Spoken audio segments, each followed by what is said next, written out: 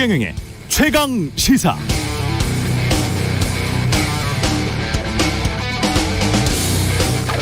네, MBC는 고발당했으니까 이제 압수수색도 당할 수 있겠습니다. 앞으로 검찰 기소도 걱정해야 할 처지고요. 국세청은 세무조사를 한다고 합니다. MBC에 대한 정기 세무조사의 형식이기는 하지만 시기가 공교롭습니다. 정치적으로 비춰질 수도 있겠습니다. 그러나 그런 걸 염두에 두고 일을 하는 정부는 아닌 것 같습니다. 윤석열차라는 고등학생이 그린 만화에 그렇게 민감하게 반응하면서 엄정 경고 운운하는 장관.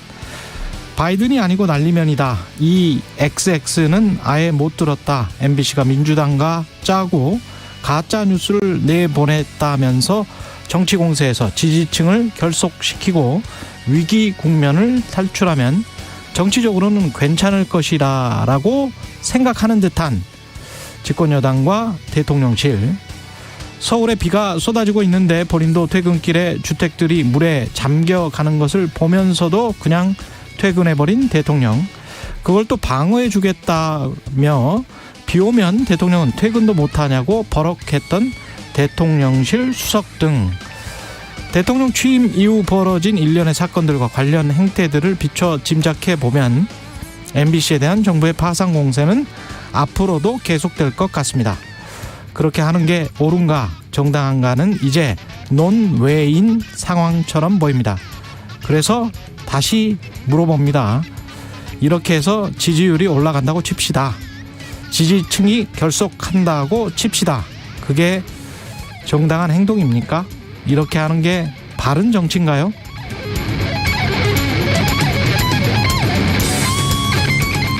네, 안녕하십니까. 10월 7일 세상에 이익이 되는 방송 최경영의 최강시사 출발합니다. 저는 KBS 최경영 기자고요. 최경영의 최강시사 유튜브에 검색하시면 실시간 방송 보실 수 있습니다. 문자 참여는 짧은 문자 50원, 긴 문자 100원이 드는 샵9730 또는 유튜브 무료 콩 어플 많은 이용 부탁드리고요. 오늘 최강시사 법원의 가처분 기각 결정이 났죠. 이준석 리스크에서 국민의힘 벗어난 것 같습니다. 전주의 비대위원 연결해 보고요. 여가부 폐지안에 대해서 정연백 전 여가부 장관과 이야기 나눠보겠습니다.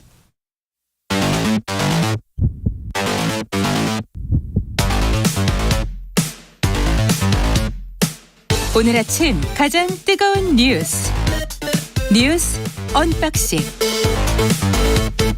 자, 뉴스 언박싱 시작하겠습니다. 민동기 기자, 김민하 평론가 나와 있습니다. 안녕하십니까? 안녕하세요. 오늘은 뉴스 언박싱 확장판입니다. 54분까지 언박싱을 즐기실 수 있습니다.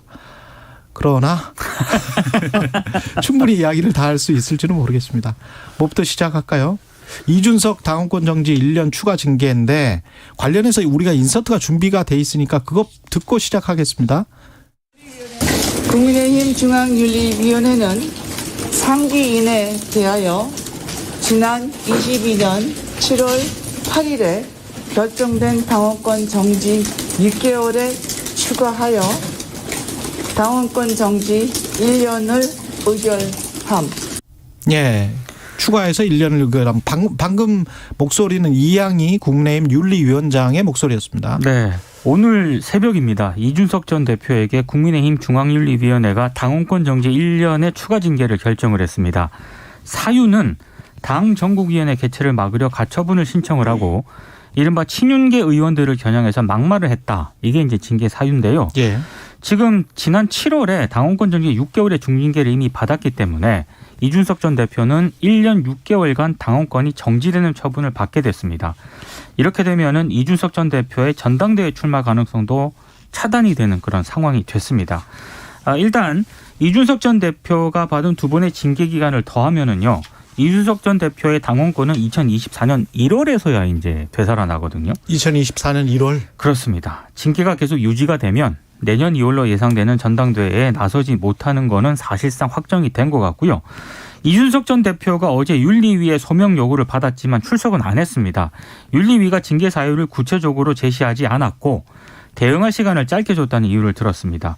그리고 권성동 의원에 대해서도 이제 윤리위원회가 엄중주의를 의결을 했거든요. 예. 근데 엄중주의는 당원 당규에 규정되지 않은 그런 조처이기 때문에 징계에 해당되진 않습니다.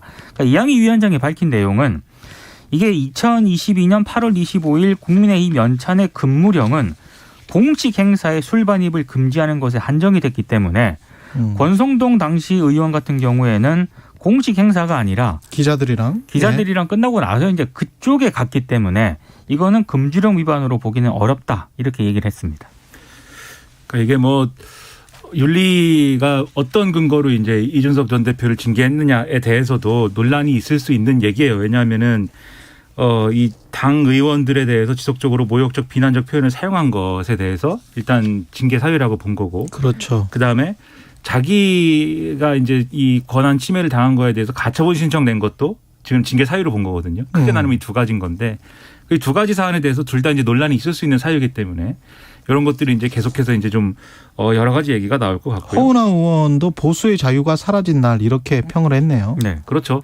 이게 이제 그 막말이라는 게 예를 들면 뭐 어떤 뭐 욕설에 해당하는 뭘 했거나 뭐 그런 게 아니지 않습니까? 이 베이비 저 베이비. 그렇죠. 예. 뭐 그런 욕설이나 이런 게 아니라 뭐 양두구역이라든지 뭐 이런 걸 가지고 얘기한 건데. 그게 욕설인지 비속어인지는 모르겠습니다만 하여간 그 중간쯤에 있는. 네. 예. 그렇죠. 이제 뭐 그런 정도의 어떤 표현이나 이런 것들을 들어서 그걸 이제 당에 이제 피해를 끼친 것이다라고 이제 판단할 수 있느냐 이런 것들이 문제여서 이준석 전 대표가 이 윤리 결정에 대해서도 그러면 법적 대응하는 거냐 이걸 많이 봤는데 근데 이 실익을 따지면은 좀 묘한 대목이 좀 있는 것 같아요.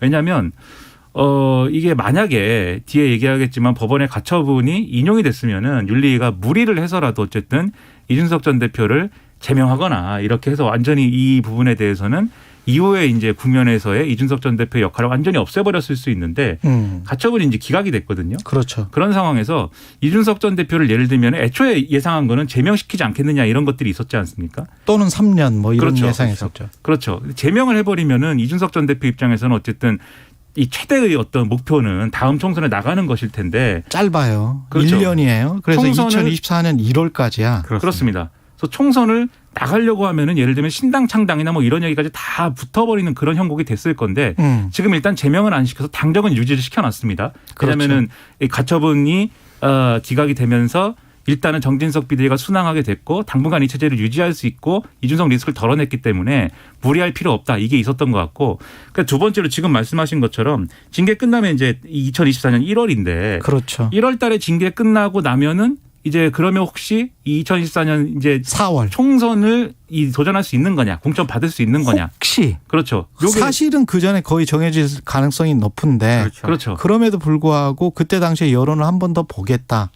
칼집을 완전하게 뺀 건 아니에요. 칼을 그렇죠. 칼집에서. 그러니까 이게 지금 1년이 정말 묘수인 것 같아요. 네. 그렇죠. 예. 그래서 이준석 전 대표 입장에서는 여기서 만약에 한 번 더 예를 들면 양두구역이라고 하거나 그렇지. 또는 가처분을 내거나 예. 그랬을 때 윤리가 또 이제 징계를 하면은 그때는 이제 또 더 할 거 아닙니까? 그럼 그때는 완전히 총선에도 못 나간다. 이제 얘기가 이렇게 될 수 있기 때문에 그러면은 탈당을 하거나 뭐 신당 창당을 하거나 이 옵션을 고려를 해야 되는데 그 상황으로 갈 거냐 아니면은 지금 일단 요 정도 결과를 손에 넣고 이 뭐 쉽게 얘기하면은 지금의 당 주류하고 물밑에서 협상이나 뭐 이런 걸 진행을 해서 일단은 이 상태를 뭐 흔히 하는 말로 홀딩을 해놓을 것이냐. 효과가 있네. 그렇죠. 생각을 해보면. 요 생각을 해야 되는 거죠. 1년 몇 개월 동안 이준석의 입을 일단 막게 하고 그다음에 당을 본인들 원하는 세력 중심으로 이렇게 이끌고 가면서 그러면서 그때 가서 다시 한번 합칠지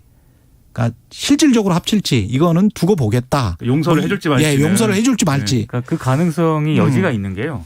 이 신당 창당을 할 것이다라는 얘기도 지금 국민의힘 내부에서 나오긴 나오거든요. 근데 그게 대부분 이른바 그 언론 보도를 보면 친윤계 쪽에서 이렇게 나온다는 보도가 있습니다. 오히려. 그러니까 이게 오히려 이제 그게 이준석 당대표가 전 당대표가 말해왔던 거잖아요. 근데 이제 네. 실제로 이준석 전 대표와 이제 연락을 취하는 의원들은 뭐 인사들을 보면은 그 가능성은 거의 제로에 가깝다라고 얘기를 하거든요. 근데 그럼에도 불구하고 그 얘기가 왜 나오느냐?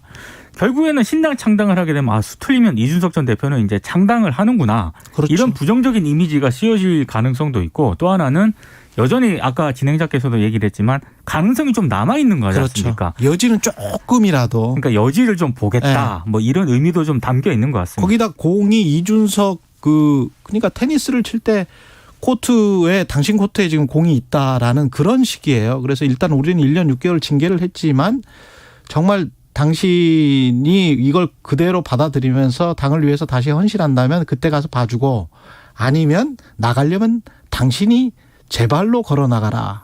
그게 훨씬 더 당에게 이롭다. 손해를 덜 끼친다.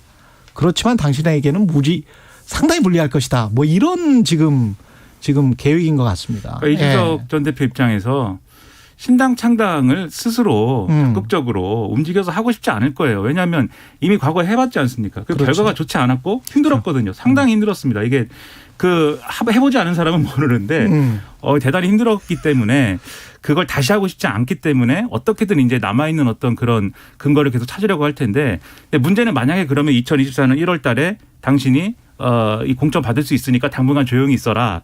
그리고 당신의 이 처우에 대해서는 그러면 누구의 손에 들어가냐면 차기 당권을 가지는 사람한테 이준석 전 대표에 대한 처우도 상당 부분 좌우될 수밖에 없는 거예요. 예. 그래서 그 국면으로 가는 건데 문제는 이 징계를 1년 6개월 당원권 정지를 당한 사람이 만약에 2024년 1월 달에 예를 들면 뭐 공천을 위해서 뭐 경선이든 뭐든 이런 걸 할 거 아닙니까? 예. 근데 그게 이제 유리하게 작용하겠느냐? 그렇지는 않겠죠, 이게. 그렇죠. 분명히 맞아요. 공천 배제 사유나 뭐 이런 것이 될 수도 있는 것인데 공천 어렵다고 보는 보도가 많고 어제 그렇죠. 천하람 변호사도 국민의힘 천하람 변호사도 비슷한 이야기를 했어요. 그렇죠. 사실상 공천은 못 받는 거다. 네. 그런데 이게 당권을 누가 잡느냐에 따라서 그리고 그때 어떤 상황 속에서 공천이 이루어지느냐에 따라서 사실 뭐 정상 참작이라든가 이런 여지가 생길 수가 있는 거죠. 그때 가서의 정치적 국면에. 그래서 여기에 희망을 걸 것이냐 아니면은 애초에 생각대로 이 윤리 징계 결과에 대해서도 가처분 신청 내고 계속 이제 극한 대립으로 갈 것이냐. 지금 이제 이준석 전 대표는 고민이 상당할 걸로 보입니다. 박지원 전 국정원장이 항상 강조하는 얘기가 있지 않습니까? 예. 정치는 생물이다. 그렇죠. 내년 알 총선 수가 전에는 없죠. 모릅니다. 지금 또 상황이 어떻게 이것도 바뀔지. 결국은 지지율과 연동돼 있다라고 저는 봅니다. 네. 그렇습니다. 왜 지지율과 연동이 돼서 국민의힘이 이렇게 해서는 이준석 없이 가는 게 그래서 확 끌어올리기가 힘들다라고 판단을 하면 다시 넌지시 뒤에서 손을 내밀 수가 있어요. 어떻게 될지는 몰라요. 사실 지금 당장의 보도는 아마 공천도 못 받을 것이다. 그게 우세하긴 합니다. 예, 굉장히 우세하긴 하고 그런 상황인 것 같기는 하지만 그럼에도 불구하고 조금 더 지켜봐야 될 것 같고 정진석 비대위는 효력을 인정받았기 때문에 완전 이제 탄력이 생길 것이고요. 법원 발표 직후에 국민의힘 지도부 입장을 먼저 좀 듣고 이야기를 나누도록 하겠습니다. 법원의 현명한 판단에 감사드립니다. 윤석열 정부의 성공을 튼실하게 뒷받침하기 위해 만전을 기해 나갑니다. 이번 결정은 당연한 거지만은 지난번 가처분도 잘못된 거예요. 이 이후의 법정 대응은 이 대표가 더 이상 이제 그걸 안 했으면 좋겠어요. 예, 정진석 국민의힘 비대위원장 그리고 주호영 원내대표 국민의힘 원내대표 목소리였고요. 예, 굉장히 환영하는 분위기입니다. 네. 지난번 것도 잘못됐다. 네. 이준석 전 대표가 이번에 가처분을 낸 거에 이제 어제 이제 법원이 결정을 한 게요. 3차, 4차, 5차 가처분 신청이거든요. 그러니까 3차 같은 경우에는 전국위원회 당원 개정안 의결에 대한 효력을 정지해 달라는 거였고 4차는 정진석 비대위원장의 직무집행 정지 그리고 지명직 비대위원 6명의 직무집행 정지 이건 5차. 법원이 모두 이 가처분 신청을 기각, 각하 이렇게 해버렸습니다.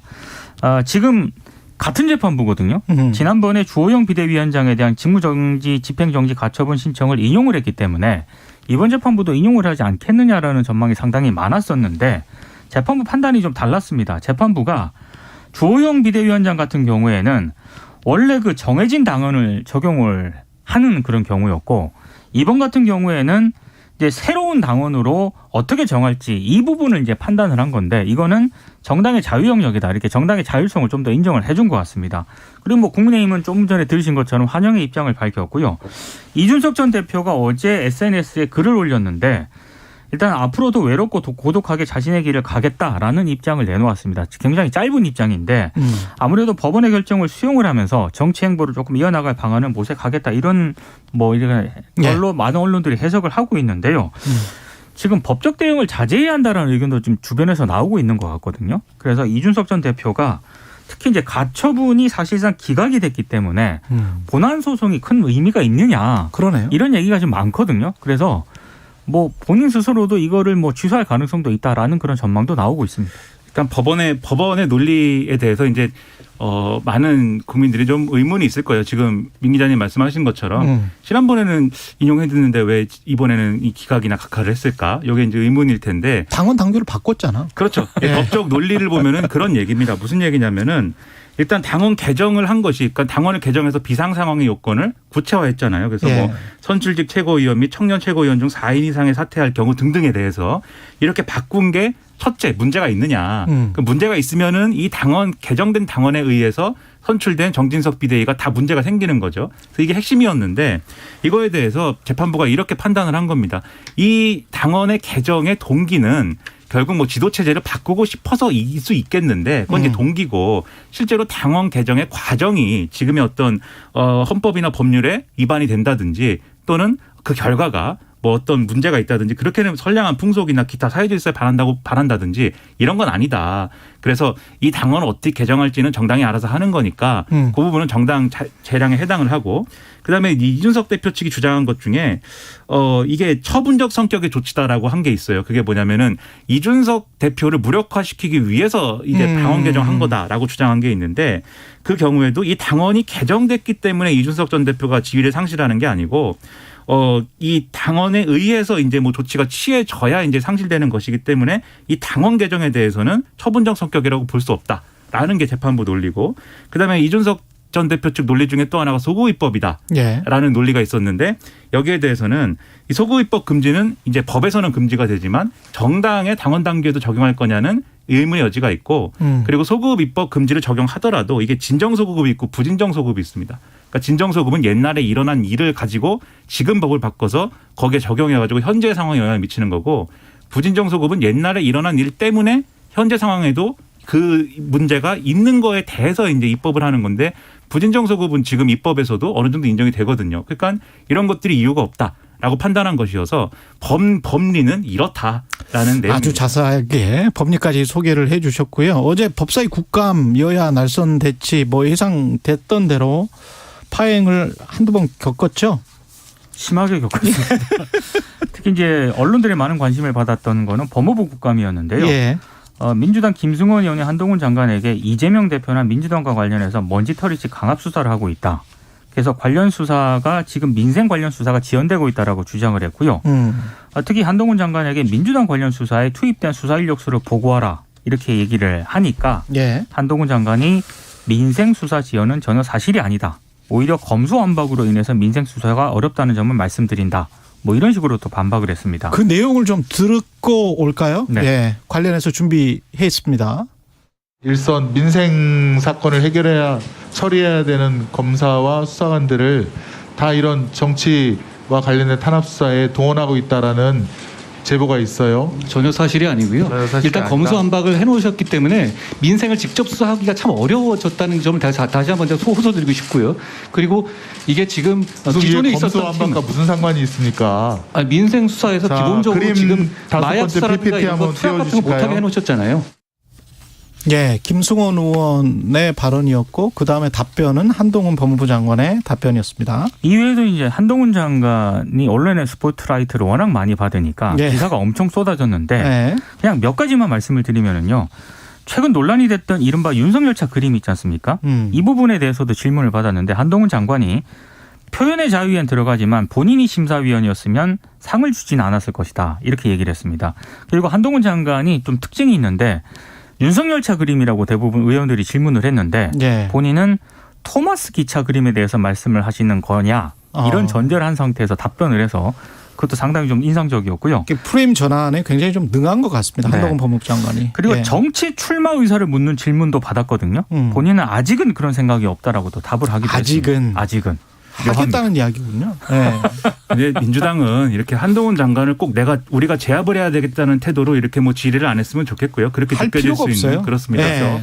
그래서 박범계 의원하고의 설전 이런 것도 언론 많이 보도가 됐는데 박범계 의원이 어쨌든 외양상으로는 부드럽게 하려고 하는 듯한 노력을 막 이렇게 하고 한동훈 장관은 거기에 대해서 뼈 있는 말을 주고받으면서 뭐 한 게 또 보도가 됐던데 그런 것도 뭐 재미는 있습니다만 뭐 국감에서 뭐 그러는 것에 대해서는 좀 의문은 있습니다. 어쨌든 한동훈 장관이 집착할 필요 없고요. 그리고 한동훈 장관도 계속 어떤 이 답변은 지금 한동훈이라는 개인이 아니라 검사를 그만두고 장관이 된 한동훈 개인이 아니라 법무부 장관으로서 답을 하는 거 아닙니까?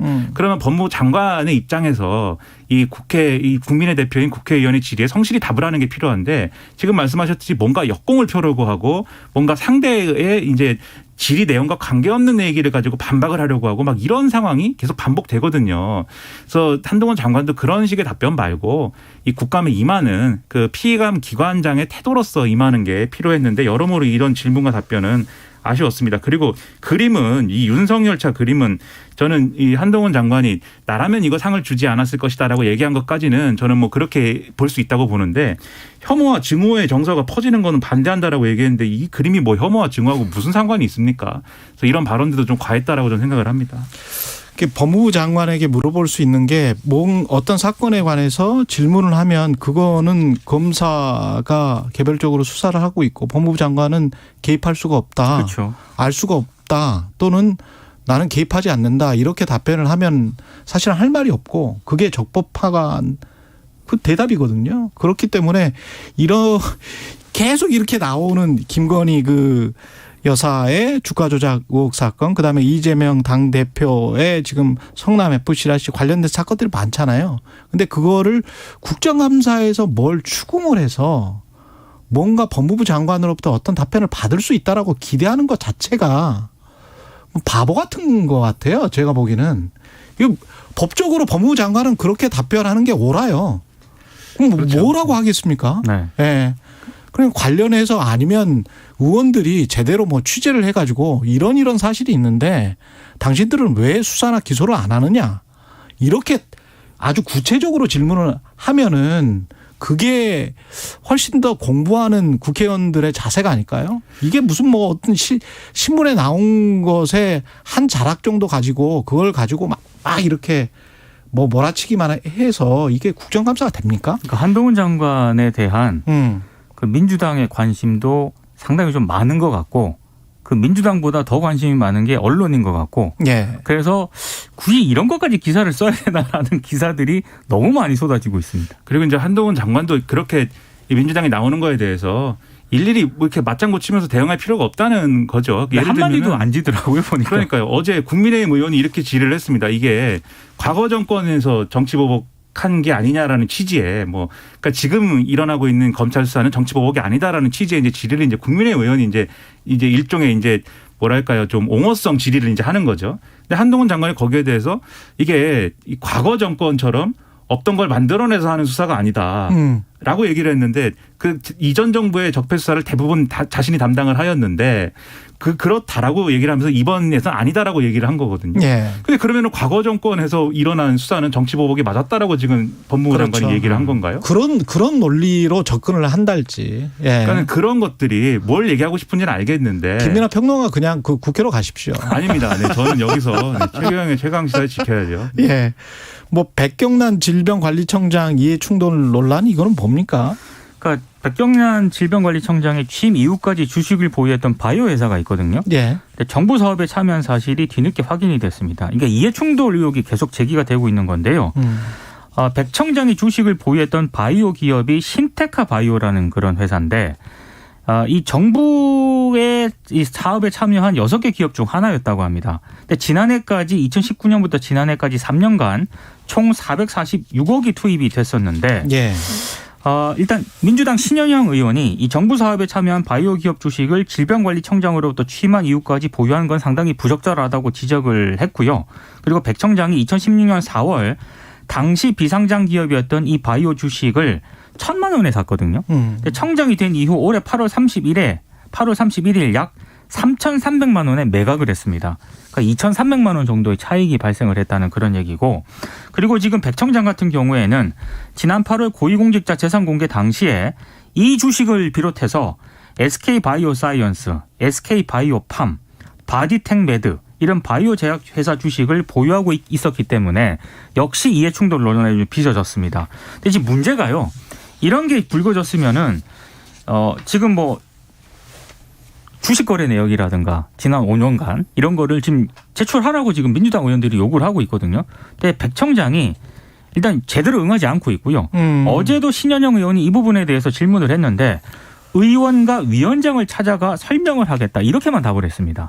그래서 이 태도가 더 논란을 좀 불러일으켰습니다. 공개는 못하겠고. 어제 여러 가지를 질의를 했는데 질병관리청장이 딱 부러지게 대답하는 게 거의 없어요. 거의 하나도 없었어요. 거의 모르거나 아니면 보고를 이렇게 받기에는 그랬다라든지 피해 나가는 답변만 계속했는데 태도 논란도 있었고. 그렇죠. 이해충돌 관련해서 이런 이해충돌 사안이면 조금 심각해 보이기는 합니다. 그렇습니다. 예. 해명이 되고 설명이 돼야 되는데 그런 답변 태도 때문에 이건 설명도 안 되고 해명도 지금 안 되는 상황이라는 거죠. 뭔가 조치가 있어야 됩니다. 예. 아직 그 소식들 전해드려야 될 소식들이 많은데 날씨 교통정보 좀 듣고 다시 언박싱 시작하겠습니다. 최강시사 출근길 날씨 정보입니다. 강원 영동과 경북 동해안 중심으로 비가 오고 있습니다. 오늘 아침까지는 강원 영서와 전북에 비 온 뒤 그치고 오전까지 제주도에 비 예보 있습니다. 아침까지는 남해안, 낮까지는 경기 동부와 충청권, 늦은 오후까지는 강원 영서, 경북권 내륙으로 비나 빗방울 예보고요. 내일도 제주에는 가끔 비 예보가 있습니다. 이후로 모레 한글날인 일요일에는 낮에 수도권과 충남, 전라권, 제주에 비가 시작이 돼서 이후 그 밖에 전국으로 확대돼 대체 공휴일인 월요일까지 대부분 지역으로 비가 이어지겠습니다.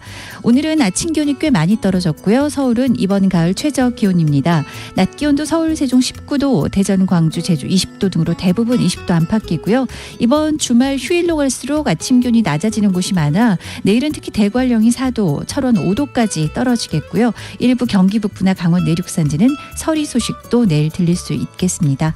현재 서울 기온은 11도입니다. 출근길 날씨정보 최영우였습니다. 계속해서 이 시각 교통 상황입니다. KBS 교통정보센터의 김한나 씨입니다. 네, 이 시각 교통정보입니다. 지금 올림픽대로 공항 쪽으로는 가양대교에서 방화대교 사이에 고장난 차량이 서 있습니다. 4차로가 막혀 있어서 차선 변경 잘 하셔야겠고요. 반대 잠실 방면으로는 행주대교에서 한강대교까지 속도 내려갑니다. 고속도로는 수도권 제일순환고속도로 판교에서 구리 방면 퇴계원 진출 1차로에서 낙하물을 처리하고 있습니다. 구리나들목에서 퇴계원나들목까지 3km 밀리고 있고 일산에서 판교 쪽으로는 서운분기점에서 송내 구간 그리고 도리분기점에서 조남분기점까지 어렵습니다. 또 제2경인고속도로 성남 방면으로는 남동부근에서 서창분기점까지 어렵고요. 또 신천에서 광명터널 7km 구간에서 더디게 지나고 있습니다. KBS 교통정보센터에서 김한나였습니다. 네, 뉴스 언박싱 다시 시작하겠습니다. 김민하 평론가 민동기 기자와 함께합니다. 윤석열 대통령이 어제 일본 기시다 총리와 전화통화를 했습니다. 25분간. 네, 25분간 통화를 했는데요. 일단 북한의 무모한 도발은 중단돼야 한다. 도발에는 대가가 따른다는 메시지를 북한에 정확히 전달해야 한다. 여기에 이제 뜻을 모았습니다. 그리고 두 정상이 이를 위해서 한미일 3자 간 안보 협력은 물론이고 유엔 안보리를 포함한 국제사회와 국권이 연대해 나가는 게 중요하다. 이런 점을 강조를 했고요. 또 한일 양국이 국제사회의 다양한 현안에 대해 협력할 파트너라는 데 공감을 했고 지금 또 긍정적인 흐름이 있다. 두 나라 관계에 관련된 외교적 노력을 계속해 나가기로 일단 공감대를 형성을 했는데요. 일본 외무성도 자료를 냈거든요. 분위기는 일단 뭐 괜찮았다는 평가들이 좀 일부 언론들도 제기를 하고 있는데 한쪽에서는 우려도 나오고 있습니다. 이게 왜냐하면 어찌됐든 한반도를 둘러싼 한미일의 전략적 이해관계가 다 다르지 않습니까? 예. 뭐 일본 같은 경우에는 뭐 군사 대국화, 평화 헌법 수정 뭐 이런 게 좀 노림수로 있는 것 같고, 그렇죠. 그리고 미국 같은 경우는 아무래도 북한도 북한이지만 중국을 견제하려는 목적도 분명히 있는 것 같은데, 우리 같은 경우에는 과연 이런 어떤 이해관계가 다 다른 거에 대한 어떤 계산이라든가 대응을 적절히 하고 있는 것이냐, 오히려 지금 너무 북한 위협만을 강조해서 일본과의 군사협력 문제를 너무 가볍게 접근하는 것 아니냐, 또 이런 비판도 한쪽에서는 제기가 되고 있습니다. 그러니까 지금 인상이 마치 이제 지금 북한이 미사일을 쏜 것이고 직접적으로 이제 위협을 받는 건 사실은 이제 우리지 않습니까? 우리죠. 그렇죠. 예. 우리가 당사국이고, 그렇죠. 가장 어쨌든 당사자 입장이 강한 곳인데 잘못하면 우크라이나 상황 나요. 네. 그렇죠. 무서운 서방과 러시아의 대리 전쟁 같은 그런 상황이 한반도에서 일어나는 건 한반도에서 일어나는 거예요. 이 땅에서. 네. 그렇습니다. 일본 땅에서 일어나거나 미국 땅에서 일어나는 게 아니에요. 만약에 제가 살고 전쟁이 있는 나면. 곳입니다. 그래서 예. 불안한데, 근데 지금 이 미사일이 중거리 탄도 미사일이 일본 영공을 지나갔다는 이유로 마치 지금 이게 일본 문제인 것처럼 그렇죠. 다뤄지고 있어요. 그럼요. 그래서 바이든 대통령도 기시다 총리랑 통화를 하고 윤석열 대통령하고는 이 문제에 관해서는 따로 이제 통화를 하거나 그러지 않는 것이고 예. 윤석열 대통령은 후순위였던 거지 않습니까? 기시다 총리하고 통화를 하는. 거기 미국하고 먼저 통화를 했으니까. 그렇죠. 그러니까 마치 이제 일본이 자기 문제로 다루고 있는 듯한 인상으로 이 문제가 굴러가고 있고 그다음에 이제 지금 기시다 총리가 굉장히 한국과의 관계 개선에 적극적인 어떤 태도로 지금 돌아섰습니다. 이게 국회에서도 일본 국회에서도 계속 관련된 연설이나 입장 표명을 하고 있고요. 예. 그래서 이제부터는 한국하고 가까이 지내겠다라는 입장 표명 분명한데 그 결정적인 지금 이 계기가 되는 게 이 북한의 도발이거든요. 그런데 그게 결국은 말씀하신 대로 일본의 이제 보통 국가와 그다음에 군사 대국화 이렇게 가는 징검다리가 될 것이 우려가 되는 상황인데 원래는 그렇게 가는 것에 대해서 이견을 얘기를 하면서 좀 제동을 걸 수 있는 브레이크가 사실은 역사 문제였습니다. 그렇죠. 이 역사 문제를 어떻게 풀 것이냐에 대해서 좀 진정성이 있어야 그 다음 이 보통 국가화나 그런 것들은 그 다음에 논할 수 있는 거 아니냐라는 게 우리가 할 수 있는 얘기였는데 지금 이 북한 도발을 근거로 해서 한미일 협력이 완전히 어떤 공식적인 어떤 틀처럼 굳혀져 가고 있는 상황이어서 이 역사 문제 관련한 것 특히 강제징용 배상 판결 관련된 해법이나 이런 것들은 지금 주요하게 고려되지 않고 있는 것 같아요. 그러니까 기시다 총리도 국회에서 이제 입장 표명을 하면서 계속 강조하는 게 한일 청구권 협정 이후에 한일 관계를 계속해서 유지하고 이어나가는 것이다라고 얘기를 하는데 그 중요한 쟁점이지 않습니까? 청구권 협정에서 그렇죠. 이 강제징용 배상 문제가 해결이 됐는지에 대해서 일본 입장 거기에 대해서는 변함이 없는 상황인데 그 지렛대가 지금 없어진 거예요. 그냥 한일 간에는 그 문제를 해결하지 않아도 앞으로 원하는 바를 서로 이룰 수가 있는 조건이 지금 된 거예요. 그래서 이런 상황에 대해서도 지금 뭐 군사적인 어떤 협력이나 이런 것에만 뭐 이렇게 치중하기보다는 이런 여러 가지 재반 상황에 대해서 좀 종합적인 전략이 필요한 시점이 아닌가. 그런 점에서는 지금 좀 우려가 되는 상황이고 북한의 도발에 의해서 우리가 위협당하고 있는 그러한 상황도 좀 적극적으로 우리가 얘기할 필요가 있지 않느냐라는 생각입니다. 미국과 일본과 친하게 지내는 것을 저는 전적으로 찬성을 하는데 근데 미국과 일본과 친하게 지내는 거는 수단이고 그렇죠. 그것을 통해서 우리가 이루고자 하는 것은 한반도의 평화와 우리 민족의 번영이란 말이죠. 그렇습니다. 한국의 생존과 번영을 위해서 미국, 일본과 되도록 친하게 지내자.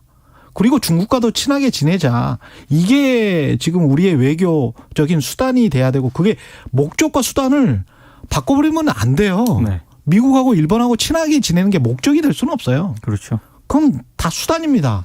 우리 민족을 위한 대한민국을 위한 다 수단일 뿐이지 우리 대한민국의 생존과 번영이 가장 앞서야지 뭐 다른 게 있겠습니까? 예. 한일 관계 개선도 필요하고 반드시 그렇게 가야겠지만 그럼요. 예. 그 자체가 목적이 되는 건 그 자체가 거죠. 자꾸 목적인 것처럼 지금 언론도 그렇고 정부도 마치 이걸 하면 뭐가 되는 것처럼 뭐가 됩니까? 일본이랑 갑자기 친해지면 예? 지난 정부 때 안 친했다고 최악이었다라고 계속 이야기를 하니까 최악이었으면 미국과도 관계가 안 좋았으면 뭐가 되고 뭐가 안 되는 겁니까? 그걸 봐야죠. 예.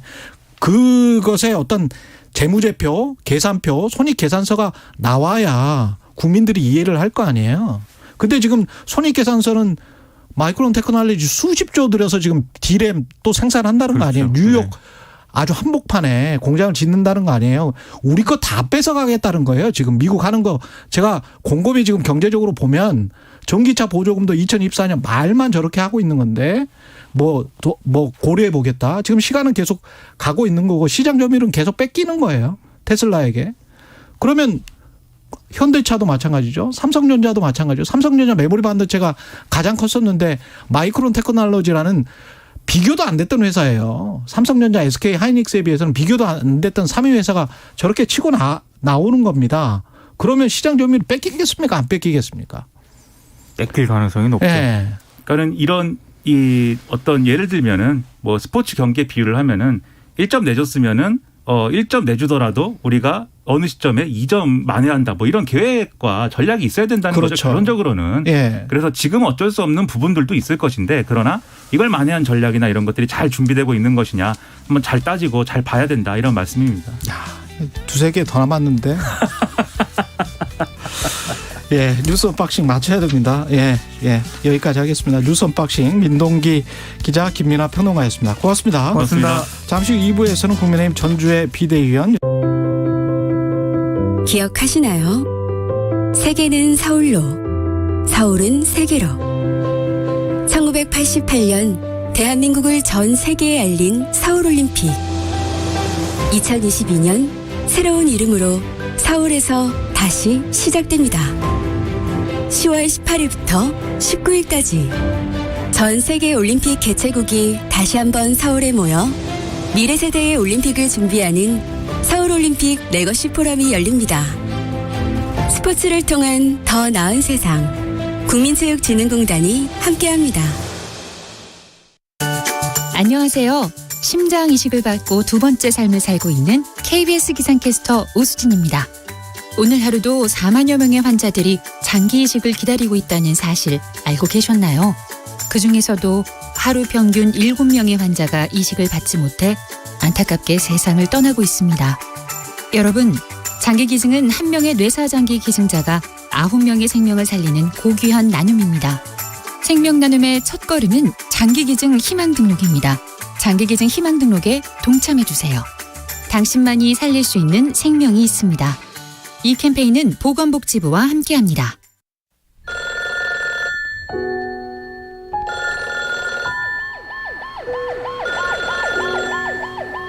전화가 이렇게 오게 되면 여기서 상담원이 24시간 전화를 이렇게 받게 됩니다. 경찰과 119 구조대가 거의 5분 이내에 3, 4분이면 출동이 가능합니다. 그분의 생명을 거의 99.9% 구한다고 저희들은 생각해요. 2022 KBS 연중기획 기억을 기록하다. 그분의 어떤 상황인지 이야기를 듣죠. 아무 비판하지 않고 또 있는 그대로 수용해 주면서 아마 제일 힘들 거예요. 죽고 싶다라고 이야기하는 사람들은 삶과 죽음의 시소 게임을 하고 있는 거예요. 지금은 죽고 싶은 마음이 있지만 그 죽고 싶은 그 감정이 좀 다 표출이 되게 되면 그 다음에 살고 싶은 마음이 다시 나올 수가 있거든요. 1393이라고 하는 국가자살예방 상담 전화라든가 우리 생명의 전화 1588 구원구원 이쪽으로 혼자 하기 어렵죠? 저희들이 함께 도와드리겠습니다. 지금의 이 위기가 지나가고 또 새로운 삶의 기회가 주어질 수 있을 것이다. 이렇게 믿습니다. 한국 생명의 전화 하상훈 원장은 기억합니다. 삶의 벼랑 끝과도 같은 한강의 다리. 전화기를 드는 손과 목소리가 떨리기 시작합니다. 얼굴도 모르는 서로지만 전화기 너머로 마음의 문을 열기 시작하고 대화는 점점 힘들다에서 힘내자로 바뀌어갑니다. 당신과 대한민국의 기억, KBS가 기록합니다.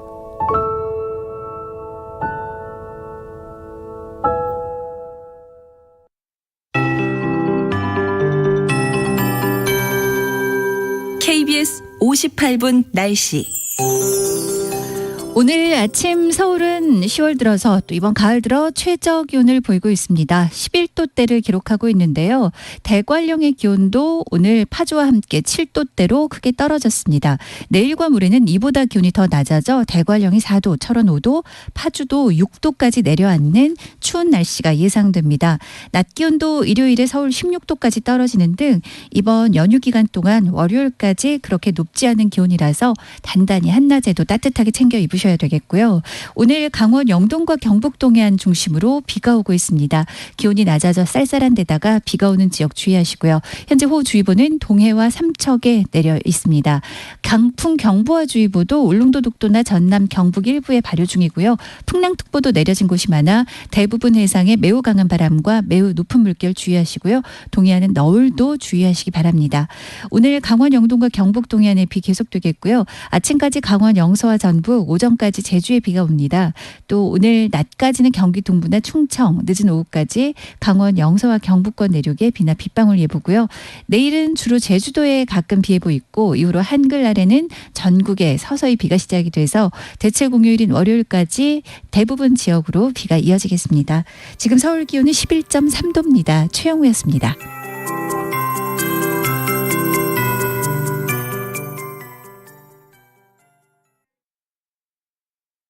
정성을 다하는 국민의 방송 KBS가 8시를 알려드립니다. AM 711kHz, FM 97.3MHz KBS 1라디오입니다. HLKA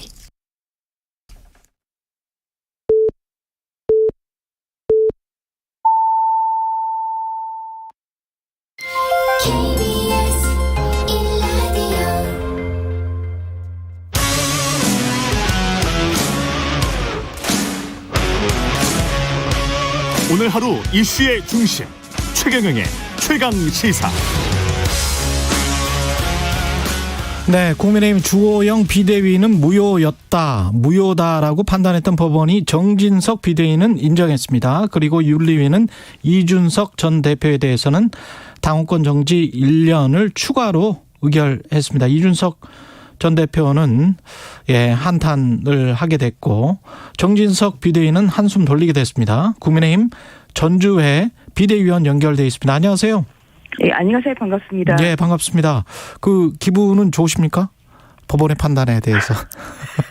좀 다행이라고 생각하고 있습니다. 만에 하나 이번 가처분도 인용이 된다면 큰일 날 뻔했죠. 당이 극심한 혼란으로 빠지고 정말 뭐 이러지도 저러지도 못하는 그런 상황이 될 수가 있었는데요. 이번에 이제 가처분 결정이 뭐 기각 또는 각하됨으로써 좀 당이 그동안의 혼란을 좀 종식하고 빨리 당을 좀 안정시키고 좀 이제 새로운 비대위 체제가 안정화됨으로써 좀 집권 여당의 역할에 충실할 수 있는 좀 기회가 됐다고 생각합니다. 그런 점에서 매우 다행이라고 생각하고요. 또 현명한 판단을 좀 내려준 재판부께도 감사드립니다. 네, 국민의힘 대부분의 분위기는 그럴 텐데 어제 허은하 의원이랄지 뭐 이런 분들은 보수의 자유가 사라진 날 뭐 이렇게 평을 했던데 어떻게 보세요? 이런 분들이 많나요? 제가 어제 하루 종일 법무부 국감을 하느라고 이제 그런 페이스북은 좀 못 봤고요. 물론 당 의원들이 이 결정을 받아들이는 것이 100% 똑같을 수는 없는 거죠. 그것은. 그래서 서로의 뭐 시각의 차이는 있지만 그래도 제가 알기로는 당 의원들이나 아니면 그 중요 또 정치인들이 이런 그 결과에 대해서는 모두 존중한다. 그러한 의견을 저는 낸 것으로 그렇게 알고 있습니다. 지난번이랑 이번은 왜 달랐다고 보세요? 당헌 당규를 개정한 게 효과가 있었다 이렇게 보십니까? 그렇죠. 저희가 뭐 제가 이제 두 차례나 또 법정에 출석을 해서 그렇죠. 그것도 소상하게 또 재판부에 설명을 드렸습니다만 결국은 이제 새로운 당원에서 비상 상황, 특히 종전 당원에서는 비상 상황의 규정, 그 뭐 최고위의 뭐 이런 그 권리랄지 이러한 그 비상 상황의 규정 굉장히 모호한 부분이 있었습니다. 그런데 이제 이번에 당원 개정을 통해서 선출직 최고위원 5명 중 4명이 결이다. 아니면은 또 뭐 최고위원회 전원 사퇴. 이렇게 저희가 굉장히 구체화시켰거든요. 그래서 재판부에서도 이렇게 근데 이러한 개념 규정은 결국은 논란의 여지가 없도록 구체적으로 명확하게 이제 요건을 정했기 때문에 그런 면에서 내용적으로 굉장히 정당하다 이렇게 그렇게 판단을 해줬고요.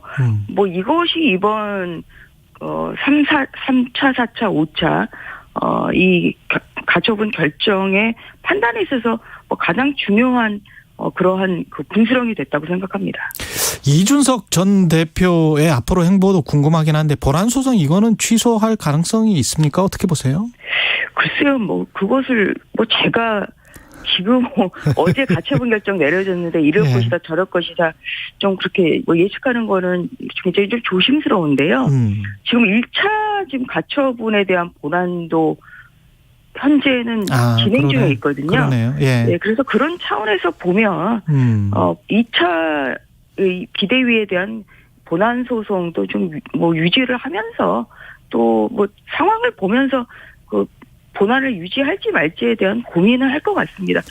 제일 이제 관건이 되는 건 결국은 어제 내려진 그 기각과 각하 결정에 대해서 본인이 항고를 할 것이냐.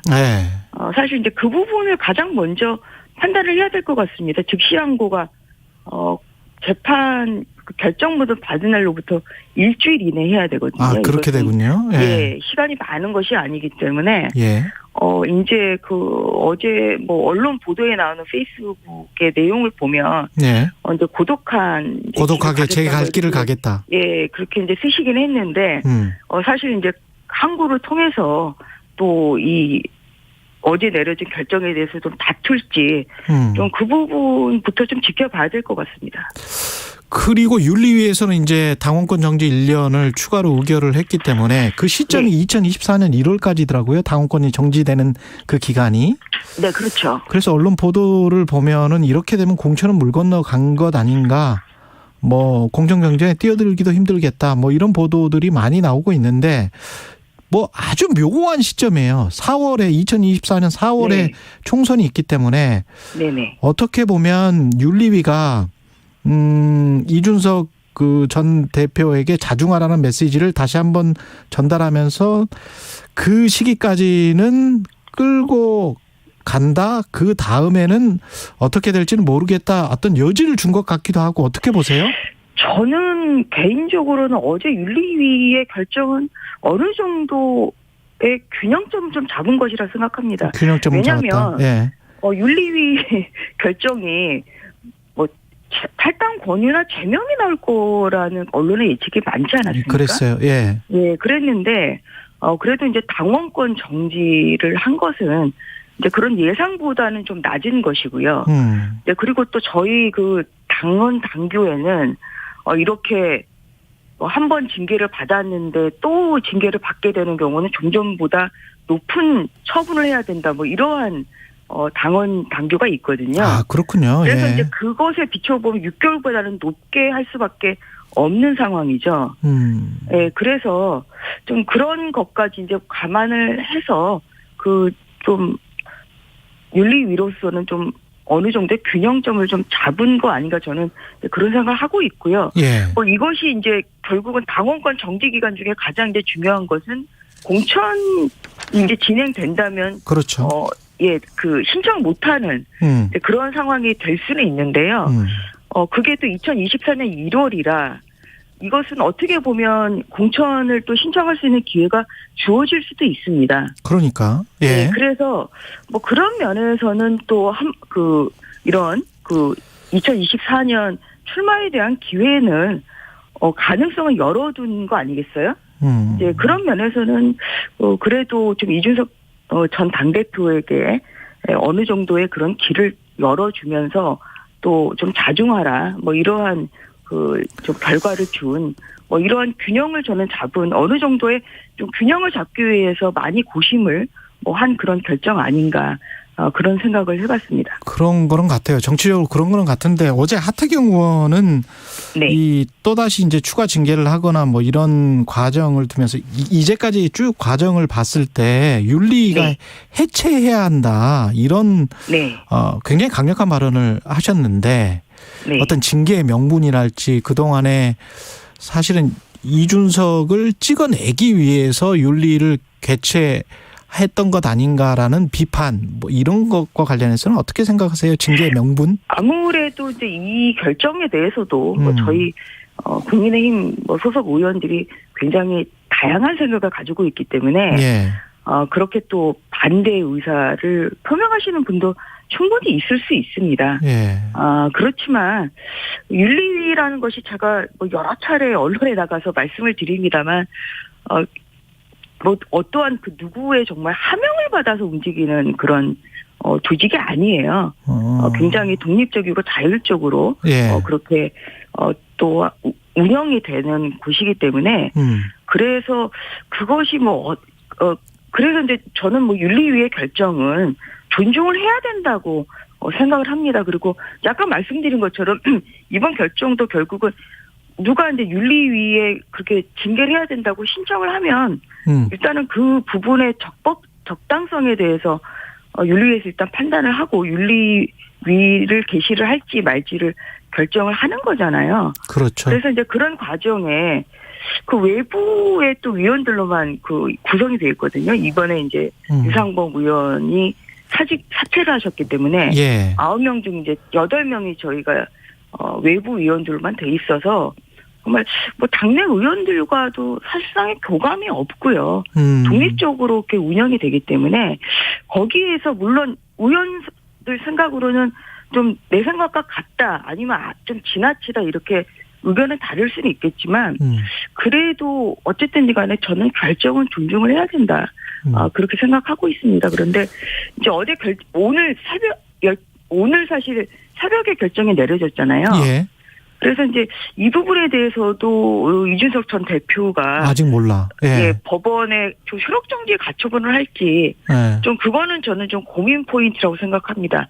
뭐 아직 뭐 페이스북에 또 어떤 입장 표명을 한 것은 아니고요. 예. 근데 그리고 어제 그 이양희 국민의힘 윤리위원장이 징계 이후로 가장 큰 게 뭐 모욕적 언사나 뭐 이런 것도 있었지만 새 비대위에 다시 가처분 소송을 낸 게 결정적이었다 이런 이야기를 했거든요. 그럼 만약에 이준석 전 대표가 또 법적 대응을 한다면 무슨 뭐 관련해서 뭐 가처분이든 본안 소송을 계속 진행한다면 윤리에서 또 추가 징계를 할 그런 필요. 그것은 아니죠. 그거는 아닙니까? 저도 어제 뭐 언론을 통해서 이제 보니까 이렇게 이제 8월 30일에 의총에서 당원을 정비를 하고 새로운 비대위를 출범하기로 결정을 했음에도 불구하고 이제 이것을 저지하기 위해서 이제 뭐 가처분을 한 것이 뭐 이것이 좀 당에 유해한 행위 아니냐. 약간의 그런 판단이 좀 있다고 그렇게 이해를 했는데요. 이제 그것과 본인이 받은 당원권 정지 처분에 대해서 가처분을 한다. 내가 억울하니까. 그건 완전히 다른 것이죠. 그렇죠. 본인의 본인 구제니까. 보장을 위해서도 그것은 당연히 너무나 당연한 것이고요. 그래서 뭐 그것 때문에 또 다른 어떠한 그런 징계 상황이 될 것이다. 이것은 저는 뭐 가능성은 전혀 없다고 보고 있습니다. 전당대회는 일정이 어떻게 될까요? 내년 초쯤에 열릴까요? 그러니까 어제 사실 이제 정진석 비대위가 이 가처분 결정 때문에 사실 중요 사항에 대해서 아무것도 저희가 논의를 정식으로 못하는 상황이었죠. 이 가처분 결정에 따라서는 또 저희가 뭐 사퇴를 해야 되는 이런 최악의 경우가 이제 될 수도 있었기 때문에 그렇기 때문에 뭐 어떻게 뭐 기각될 걸 전제로 해가지고 뭐 언제 전당대회를 하고 또 그걸 위해서 어떻게 준비를 할 것이냐 사실 그것을 정말 소리를 내서 말하는 것 자체가 굉장히 조심스러운 상황이었습니다. 그래서 지금까지는 뭐 그 부분에 대해서는 구체적으로 정해진 건 아무것도 없고요.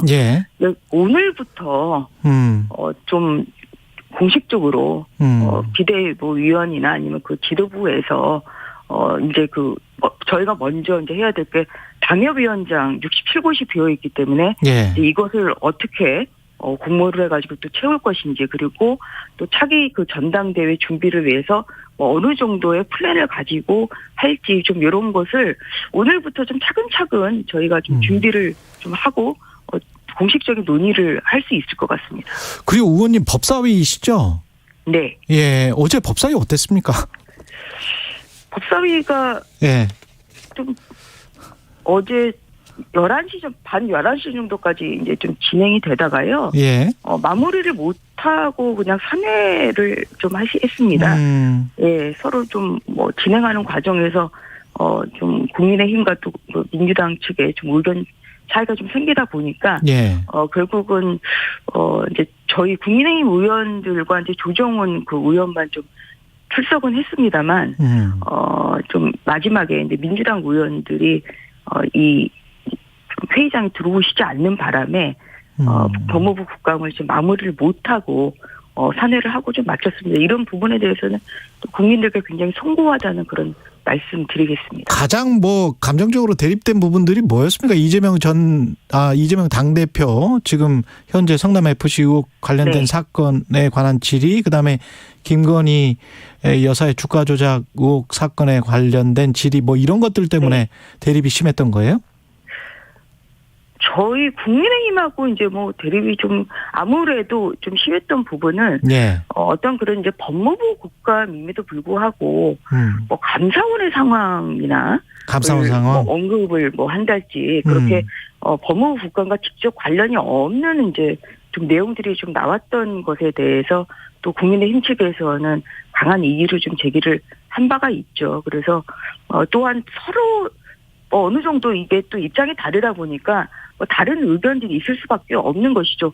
뭐 예를 들어서 뭐 이재명 당대표에 대한 이러한 수사, 특히 현재 굉장히 급속도로 이제 진행되고 있는 성남 FC 네. 불법 후원금 사건 이제 관련해서는 국민의힘에서는 이것은 정상적인 수사다. 그리고 법원의 판례를 보더라도 이것은 제3자 뇌물 수수에 해당을 한다. 그렇기 때문에 이것은 정상적인 수사이고 제대로 수사를 해야 된다. 이제 이런 입장입니다. 예. 반면에 뭐 민주당 같은 경우는 이제 정치 탄압이라고 또 가는 거죠. 예. 그러면서 이게 저는 특정 사건에 대해서 그렇게 수사 인력이 몇 명이 투입되고 사실 이것은 저는 아무리 그게 법사위라고 하더라도 예. 과도한 그런 자료 요청이라고 생각을 하는데요. 근데 민주당 의원들 중에서는 그렇게 사건에 이재명 대표에 대한 수사에 몇 명이 투입됐는지 이런 것을 그리고 압수수색 영장이 몇 번이 청구됐냐 뭐 이런 것을 보고해라. 아니면 자료를 달라. 저는 이것은 구체적인 수사에 대한 상황이기 때문에 법무부나 검찰에서 굉장히 이것은 사실 공개하기가 어려운 그런 내용이거든요. 예. 그래서 좀 그런 부분에 대해서 서로 이견이 서로 있었죠. 이제 이러다 보니까 법사위가 좀 아무래도 조금 더 원만하게 좀 진행되지는 못한 것 같습니다. 실제로 많이 하긴 했어요. 압수수색이나 무슨 검찰 수사관들이 많이 투입돼 있습니까? 어떻게 생각하세요? 그것을 밝히는 것 자체가 예. 수사 상황을 밝히는 것이기 때문에 그렇군요. 이게 진행 중인 수사에 대해서는 어제 한동훈 장관 같은 경우도 굉장히 그 구체적인 본인이 또 당연히 구체적인 사건에 대한 수사 지휘도 못할 뿐더러 더더군다나 검찰총장에 대한 지휘권 발동도 안 하겠다 이렇게 얘기를 했기 때문에 구체적인 수사 상황에 대해서는 그 법무부 장관조차도 사실 언급하는 것을 굉장히 조심스럽게 조심스럽게 답변을 했거든요. 예. 그런 면에서 구체적인 진행 중의 사건에 대해서 이렇게 어떤 그런 수사의 진행 상황이나 계획이나 이것을 구체적으로 자료 제출을 하는 것은 이것은 수사의 정말 그 긴밀성을 볼 때는 좀 안 맞는 부분이 있습니다. 이제 그래서 그런 부분이 좀 예와 간에 이견이 있었던 것입니다. 그리고 도이치모터스 사건 이제 같은 경우에는 사실은 작년에 제 기억으로 또 올해 얼핏 그 언론에 보도가 됐던 것이 있는데요. 예. 이제 결국 도이치모터스 사건에 대해서는 당시 윤석열 검찰총장에 대해서 추미애 당시 법무부 장관이 이 사건에 대해서는 아예 대검은 손을 떼라 이렇게 지휘권 발동을 했죠. 그래서 서울중앙지검이 독립적으로 이제 수사를 해라 이렇게 지휘권 발동을 2020년 10월에 내렸단 말이에요. 이제 그리고 난 다음에 결국은 친정부 저희 국민의힘에서 봤을 때는 문재인 정부의 친정부 이제 검사들이 2년 여 동안 수사를 해도 결국은 기소에 이르지 못하지 않았습니까?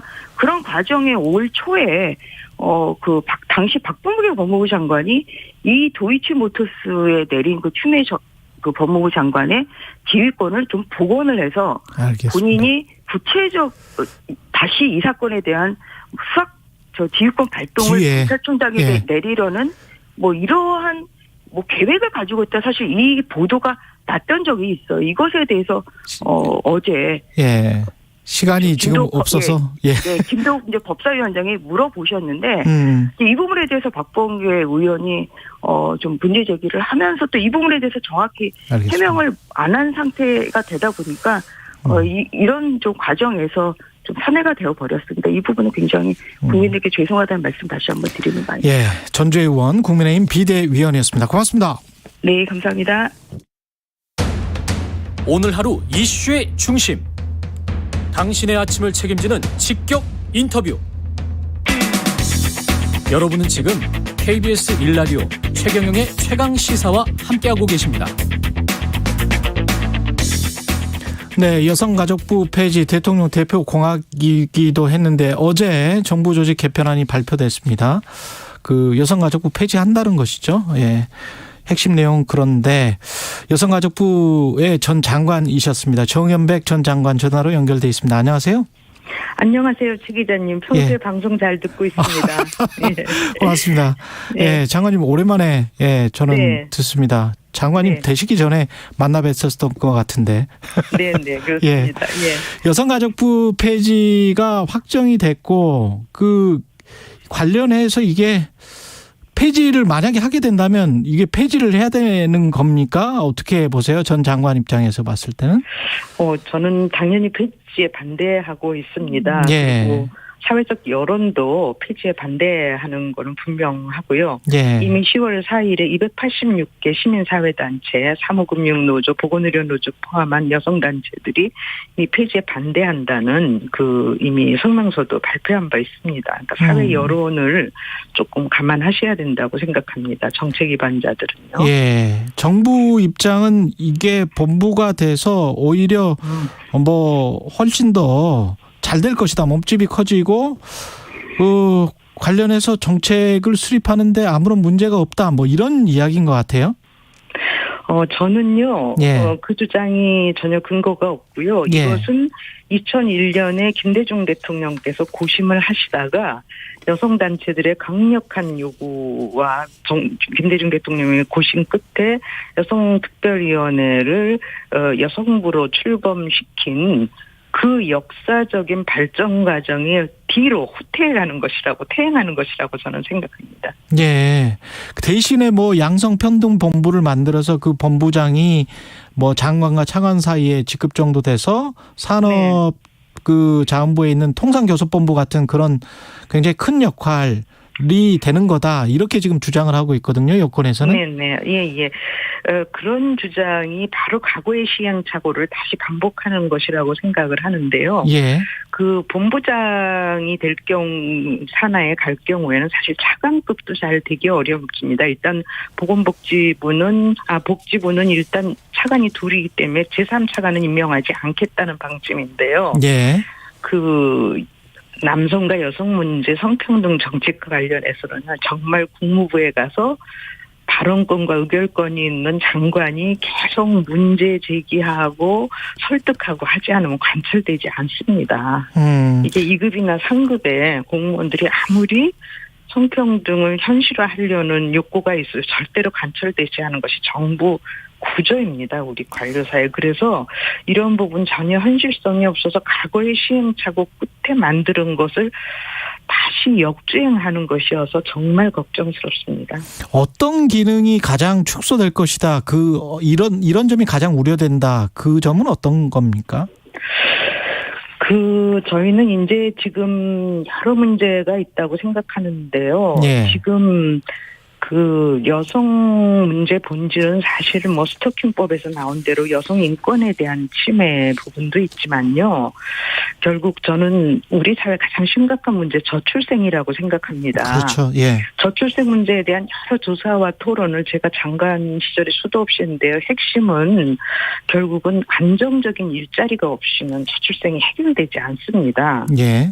다시 말해서 그거는 해결되지 않는다는 것은 바로 세종시와 나주가 출생률이 높은 곳에서도 입증이 되고 있는 거거든요. 예. 그런데 사실상 안정적인 일자리나 직장 내 성차별이나 이런 것이 해소되기 위해서는요. 지금 정부의 개편한 대로 고용노동부나 복지부에 가서 그것이 그 산하의 많은 정책의 일부로 집행돼서는 전혀 작동하지 않는다는 그런 문제도 있고요. 예를 들면 스토킹 처벌법도 좀 심각하지 않습니까? 예. 스토킹 처벌법은 있지만 스토킹 피해자에 대한 지원이나 보호법은 아직 오리무중입니다. 예. 이런 걸 고용노동부에서 하겠습니까? 복지부에서 하겠습니까? 여성가족부에서 해야죠. 여성 일자리를 획기적으로 늘려서 저출생 문제를 해결하기 위해서라도 여성가족부가 필요하다. 예. 뿐만 아니라 고용노동부의 여성 일자리나 여성 임금, 성별 임금 격차 문제가 저희가 OECD 국가 중에서 제일 낮지 않습니까? 네. 이 문제가 고용노동부에 가서 여성들의 성별 임금을 해결하려면요. 이해 당사자들끼리 충돌합니다. 대통령 의지가 만약에 있다면 온 부처가 협력해서 저출생 문제를 해결하고 그때 어떤 그 여성 성평등 본부가 중추적인 역할을 할 가능성 그런 거는 없을까요? 아니 대통령님께서 여성에 대한 구조적 성차별은 없다고 하시는데 그거 하시겠습니까?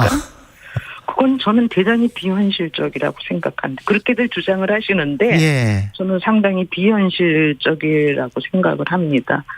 예산과 관련해서는 어떻게 생각하세요? 늘어날 수 있습니까? 이렇게 가도 본부로 가도?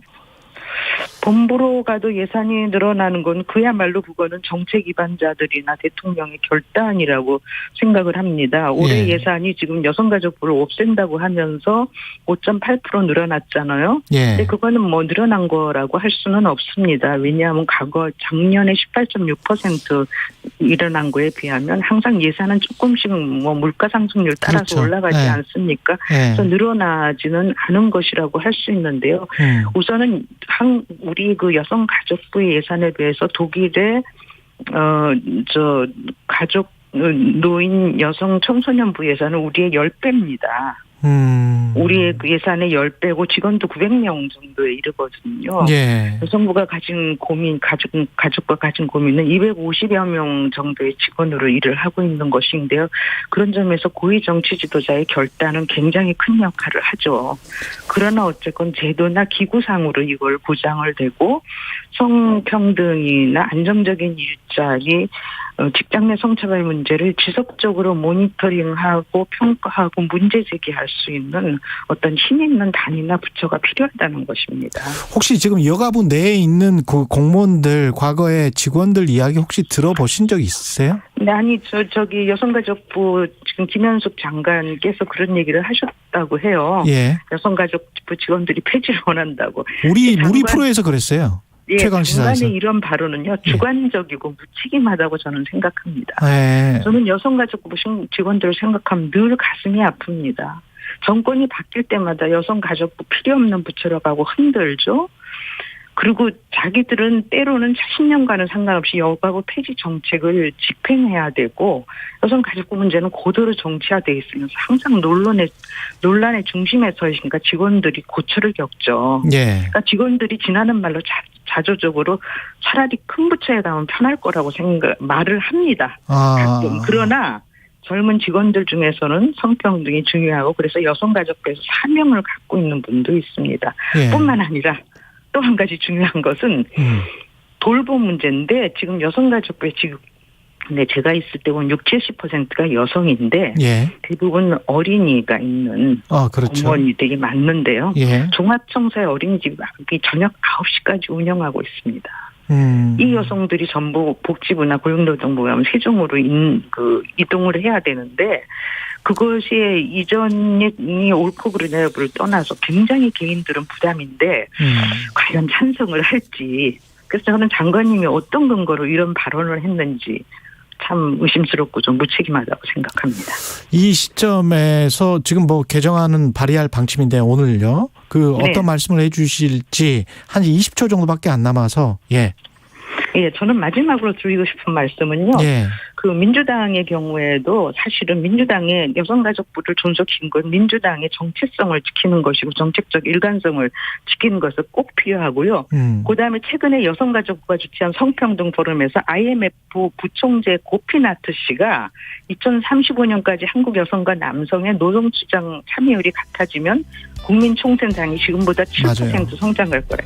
이렇게 여성 노동이 중요하고 이건 여성가족부가 총괄 부서로서 컨트롤 타워로서 모든 정책을 집행하는 게 대단히 중요하다고 정연백 전 여가부 장관이었습니다. 고맙습니다. 감사합니다. 잠시 후 8시 반부터 일부 지역국에서는 해당 지역 방송을 보내드립니다. 가을엔 편지를 하겠어요. 가을엔 저 홍사운에게 편지를 보내주세요. 경제와 관련된 여러분의 진실한 사연이면 무엇이든 좋습니다. 저희는 총 상금 6천만 원으로 보답하겠습니다. 자세한 내용은 오후 4시 5분 홍사원의 경제쇼에서 확인하세요.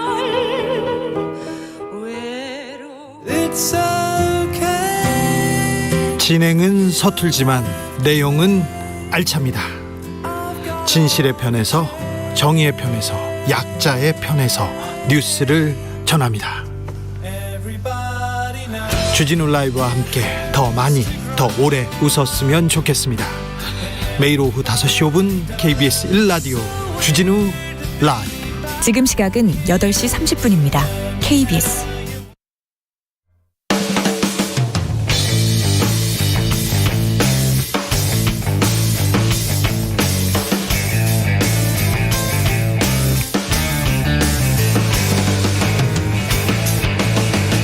최경영의 최강 시사.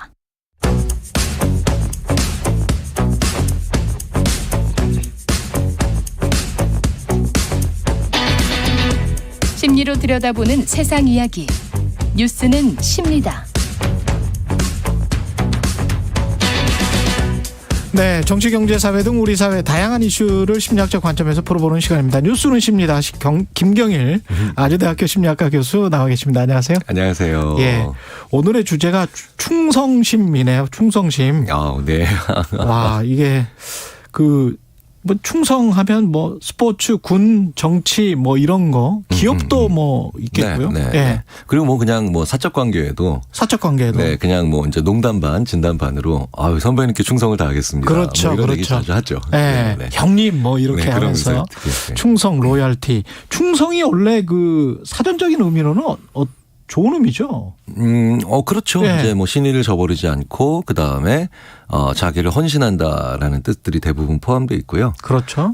대부분의 언어에 이게 되게 중요한 측면이죠. 대부분의 언어에 충성이라는 말은 있어요. 아, 그렇습니다. 대부분의 언어에. 네. 그러니까 왜 우리말의 정 같은 말이 외국어로 번역하기 되게 힘들거든요. 그렇죠. 그래서 그 문화의 고유한 특징을 얘기해주는 그 단어들이 있는 반면 모든 언어에 보편적으로 있는 단어들이라는 게 또 있거든요.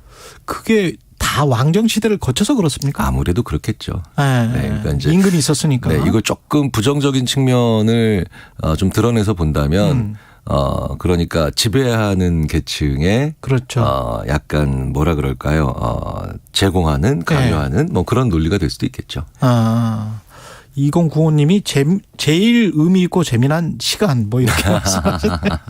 왕정 시대부터 생각 ROYAL 그게 로얄이고 로얄티 할 때 그 충성이 또 L로 시작되지만 발음이 비슷하잖아요. 네. 거기에서 나왔겠네. 네. 재밌는 건 그런데 저도 이제 가끔 하는 건데요. 우리말로 영어로 번역하면 A 단어인데 A 단어를 영어 사전에서 찾으면 우리말로 좀 다른 단어로 번역되는 그런 경우들이 있어요. 네네. 그 대표적인 게 그 의리 같은 거죠. 의리 같은 거. 네. 그 영어로는 그거 뭐 어떻게 번역해야 돼요? 의리도 찾아보면 그러니까 의리가 참 어렵잖아요. 의리를 찾아보면 그 로얄티예요. L로 시작하는 로얄티. 보통 그렇게 나와요. 아, 그렇습니까? 네. 근데 이제 저는 그 이제 충성이라고 생각했는데. 그렇죠. 로얄티를 다시 한국어 이제 영어 사전에서 찾으면 충성이에요. 아, 그럼 의리랑 충성이랑은 다른 건가요? 같은 건가요? 이게? 조금 느낌이 다르시죠. 저는 다른데. 많이 달라요. 네, 우리나라에서는. 왜 그러냐면 그 의리라는 말을 이제 국어 사전에서 찾아보면 이제 사람이 마땅히 지켜야 될 도리 뭐 이런 것들도 있는데 그게 이제 크게 보면은 충성의 이제 요소겠죠. 근데 의리라는 측면에 하나가 있는 게 바로 뭐냐면 이 의리를 저도 그 다른 나라 사람 이제 다른 언어를 사용하는 사람들한테 쓰기가 되게 그 어려웠는데 그게 의리에 이런 뜻이 실제로 있어요. 사전적 정의에. 남남이 혈연 관계를 맺는 것. 의리가. 네. 그 요소가 있어요. 아, 남남이 혈연 관계를 맺는 것. 네네. 갑자기 삼국지가 생각이 나는데. 네, 그렇죠. 예. 그 도원결이 뭐 그렇죠. 그런 거군요. 그러니까 왜 의리라고 할 때 우리는 그래서 저 사람은 거의 형제, 자매다. 뭐. 그래서 왜 그 도원결형 인간관계를 꼽는데 중요한 건요. 의리 없다라는 말은 나쁜 말이지만 그렇죠.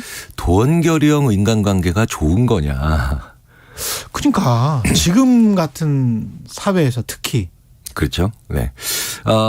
보통 꼰대가 바로 될 것 같아요. 그렇게 되면. 네, 그러니까요. 네. 이게 특히 현대사회는 현대사회는 이동도 많고 자원도 많고 그다음에 해야 될 일도 많고 굉장히 다변화된 사회죠. 그렇죠. 연구를 해보면 그런 도원결의형 관계에 집착하는 사람들이 현대사회에는 맞지 않는 일종의 패거리 문화. 네, 네. 그렇죠. 그러니까 좁고 깊은 관계죠. 김영석 님이 저는 어디서든 좀 친해지면 형령 이러는 거 별로입니다. 패거리 문화의 시작인 것 같아요. 그렇죠. 예. 그러니까 이제 친해졌기 때문에 아주 허물없이 지내야 될 때 제때 나오는 형님 하는 건 너무 좋은 건데. 그렇죠. 이게 보자마자 얼마 되지도 않는데 뭐 학연이나 혈연이나 지연의 약간의 기초에서 보자마자 형님, 특히 이제 형보다 형님 막 그렇죠, 이러면 그렇죠. 얘가 나한테 이 사람이 뭘 바라고 있나라는 생각이 들 정도로 너무 깊은 관계를 빨리 맺으려고 하니까. 그런 유형이 사고 칠 확률이 굉장히 높습니다, 사실은. 높죠. 높죠. 왜냐하면 경계해야 돼요, 그런 분들은. 네. 이제 그런 분들은 심리학 실험에서 대인 간의 거리를 쉽게 좁히는 친밀한 사람들이라고만 보는 게 아니라 기본적으로 거래형 인간관계인 사람들이죠. 뭔가를 원하는. 네. 그리고 의외로 그런 사람들이 굉장히 권위적이에요. 그렇지. 그러니까 자기보다 더 서열이나 연령이 낮은 사람한테 권위적인 사람이 의외로 자기보다 높다라고 생각되는 사람한테는 굉장히 쉽게 복종하고 그다음에 그런 존칭을 아주 빠른 시간 내에 쓰는 경향들이 있거든요. 어떻게 보면 민주적 인간형이 아니네. 그럼요. 왜냐하면 민주주의라고 하는 것이 좁고 깊은 관계에 모여있는 패거리가 아니라 민주주의는 느슨하고 다양한 관계들을 존중하는 게 민주주의의 사실은 심리학적 기제 중에 하나거든요. 그래서 의리가 사실 사적 관계에서 계속 강조되다가 변질되면 그게 변질될수록 그 고급스러운 단어를 좀 필요로 합니다. 항상 이게 좀 우리가 조금 이것보다는 좀 고급스러운 단어가 필요할 정도로 우리 관계가 조금 뭔가 냄새가 난다. 그럼 이제 그때 나오는 것 중에 하나가 또 충성이 되는 경우도 많죠. 그렇죠. 그 거룩한 단어를. 네. 그런데 이제 충성에 관련된 연구들을 해본 심리학자들의 이 연구들을 보면 충성이 강조되는 사회에서 가장 중요한 문제 중에 하나가 바로 뭐냐면 극단적이거나 비이성적인 변화를 별다른 고민 없이 급작스럽게 추진하는 경우가 많다는 거예요. 네. 충성만 강조되면. 네. 그럴 것 같습니다. 네. 그래서 그게 왜냐하면 충성과 관련된 문장들을 보면은 물어보지 않는다. 안 묻는다. 이유를 묻지 않는다. 그렇죠. 네, 그런 것들이 많이 동반이 되거든요. 맞아요. 그러면 충성이 굉장히 강조되는 문화, 좀 지나치게 강조되는 문화에서는 뭐 리더라든가 아니면 뭐 리더의 측근이라든가 이런 사람들 중에 한 사람이 그 충성을 가장해서 되게 비이성적이거나 아니면 근거가 전혀 되지 않는 말을 툭 하고 내뱉었는데 그게 조직 전반에 삽시간에 퍼지면서 그냥 아무도 묻지도 않고 따지지도 않고 그 일을 하는 거예요. 그렇죠. 이게 특히 기업에서 또 이렇게 되면은 심각한데 뭐 정치나 뭐 사회도 다 마찬가지입니다만은 제가 어디 그 경영학 책 비슷한 데서 읽었던 기억이 나는 게 한국 기업과 일본 기업들이 왜 장례식까지 다 치러주는 거 있잖아요. 네. 그게 이제 사실은 기업에 다 충성을 하면 가족의 장례까지 기업에서 이제 그 책임지는 그 문화가 사실은 모골이 송연한 문화다. 그게 서구에서는 있을 수가 없다. 네. 굉장히 그거는 프라이빗하고 그 자기만의 그 공간인데 죽음과 결혼이나 뭐 이런 것들은 그게 이제 기업이 이제 개입을 하게 되는 거잖아요. 실제로 저는 한번 본 상황인데 그게 꼭 나쁘다고만은 할 수는 없겠지만 그래서 그 기업의 임원이신 분이 상주시잖아요. 그렇죠. 근데 자기 부인의 복장 상태를 가지고 타박을 하시는 장례식장에서. 그러니까 너무 피곤해서 이렇게 자고 있는데 머리가 좀 헝클어졌는데 왜냐하면 자기 사장님이 문상을 오시거든요. 계속 와야 되니까. 네네. 이제 그런 것들은 보면 조금 우리가 생각해볼 문제가 있죠. 그런 것 같아요. 그런데 이게 충성을 어떻게 보면 다 죽을 때까지 해줄 테니까 충성을 강요하는 어떤 과거의 문화, 60, 70년대 문화가 아직 계속 이어져 온 거 아닌가 그런 생각도 들고요. 게다가 그 충성이라고 하는 것이 기본적으로 충성의 가장 본질적인 긍정적인 측면은 사람이 아니라 어떤 체계 그렇지. 혹은 어떤 가치, 그 가치 이런 것들에 충성을 해야 되는데요. 왜 선택적 분노란 말이 한동안 유행했잖아요. 맞습니다. 예. 근데 이제 심리학자들이 선택적 분노보다 나쁜 게 선택적 정직이다. 자기한테 유리할 때만 정직한 사람들이 있어요. 예. 참 짜증나는 사람들이죠. 예. 근데 그것보다 더 나쁜 게 선택적으로 충성하는 거다. 그래서 어떨 때는 나는 시스템에 충성하고 가치에 충성하는 것처럼 얘기하지만 실제로는 그런 사람들 중에 일부는 결국 자기한테만 충성하는 사람들이거든요. 우리한테 질문을 많이 던지게 되는 네, 그런 네, 시간인 네, 것 네. 같습니다. 네. 그래서 굉장히 충성으로나 의리로 묶인 집단이 이별하거나 서로 갈랐을 때는요. 의외로 지금 보면 난공불락의 패거리처럼 보이지만 그런 집단이 서로 그런 자기한테 충성하는 사람들이 결국은 자기들도 그 이해를 못한 상태에서 우리는 무언가에 충성하고 있어. 네, 이러다가 이제 그 가치가 아니고 자기네들이 사람이라는 걸 깨달아요. 예. 특정한 소수의 사람. 그렇죠. 그런데 그 사람에게 있어서 또 서로가 섭섭하거나 배신의 기운이 느껴져요. 예. 그럼 결국은 자기한테 충성하는 사람들끼리 모였을 때 그런 과정을 거치면 기업에서 라인 탄다고 하잖아요. 그렇죠. 무슨 왕당파 뭐 이런 거 있지 않습니까? 라인 탄다. 예. 이제 그런 과정들이 대부분 보면 가장 처절하게 헤어지죠. 그렇지. 처절하게 헤어지죠. 거기에서. 네, 우리 역사뿐만 아니라 외국의 역사를 봐도 같은 라인에 있는 사람들끼리 헤어진다. 여기서 헤어진다는 게 좋은 표현, 그러니까 아주 부드러운 표현이죠. 거의 전쟁이 나는 거죠. 그렇죠. 그래서 그 같은 패밀리라고 부르거나 같은 라인이라고 부르는 사람들끼리 노선이 갈라질 때 가장 잔인하게 싸웁니다. 그렇구나. 네네. 우리가 전당대회에서 가장 잔인하게 싸우는 거랑 비슷하군요. 그러면 그걸 역으로 보면 그분들은 뭐에 충성을 했은 건가. 다시 한번 누군가가 짚어줘야 돼요. 그러네. 네. 그런데 거기까지 안 보고 그 싸움 안에 있는 그 싸움의 주먹질이나 그다음에 그 언행에만 우리가 초점을 맞추거든요. 그럼 결국 뭐에 충성을 한 사람들이냐 당신들은. 그 질문을 누군가가 좀 던져줬으면 좋겠어요. 리더는 그러면 어떤 충성을 조직원들한테 어떤 합리적 충성이라고 해야 될 것 같아요. 그러니까 뭐 그렇죠. 합리적이고 이성적 충성과 소통을 원해야 되는 겁니까?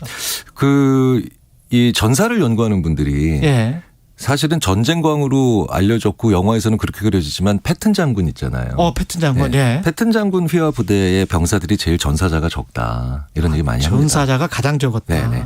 근데 패튼 장군이 그런 얘기를 많이 하거든요. 열심히 싸워야 된다. 당연하죠.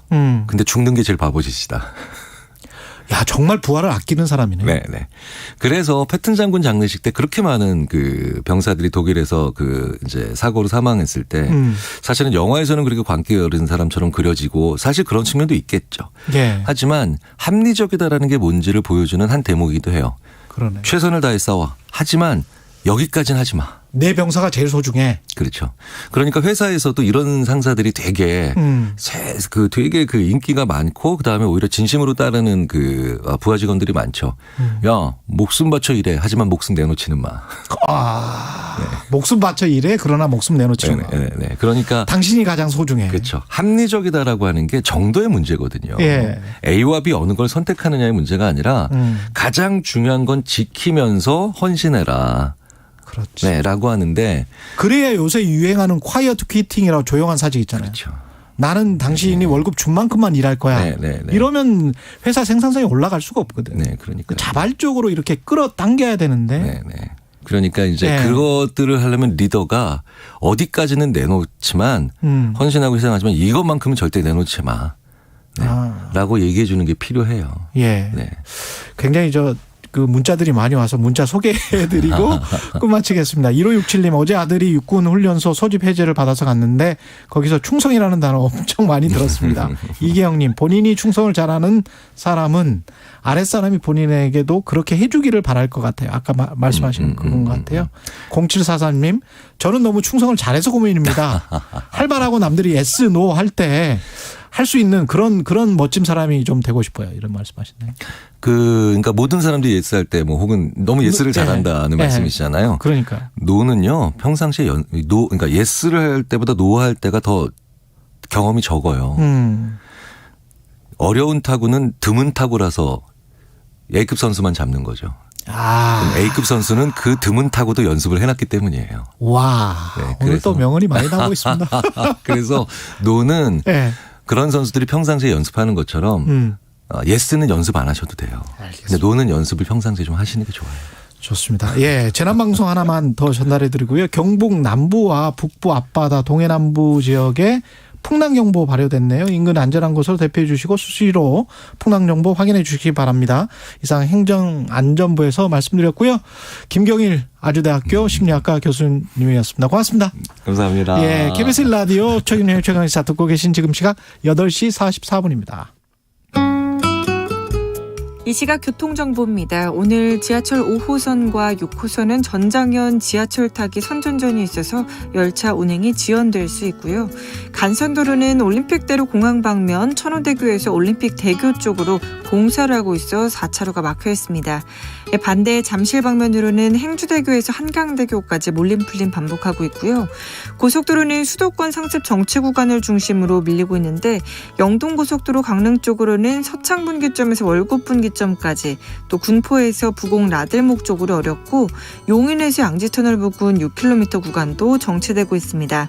또 수도권 제1순환고속도로 판교에서 일산 쪽으로는 계양에서 송내까지 또 도리분기점에서 조남분기점 쪽으로 속도 내려갑니다. KBS 교통정보센터에서 김한나였습니다.